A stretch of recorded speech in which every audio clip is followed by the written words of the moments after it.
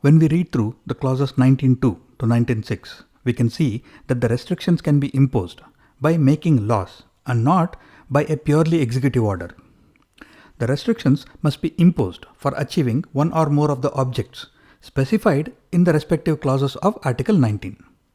For example, when it comes to freedom of profession, trade or business, the government can mandate that only persons with specific professional qualifications or technical qualifications can practice specific professions, such as the government can specify who can be a lawyer, who can be a doctor, or who can be a chartered accountant.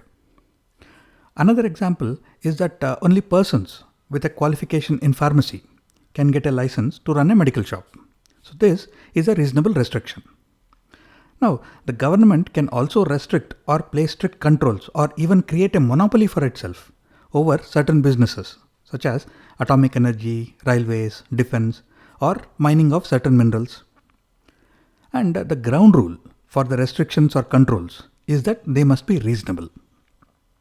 Since this specific term reasonable is not defined anywhere, it is mainly based on the interpretations by the courts, which are based on the specific details and specific situations.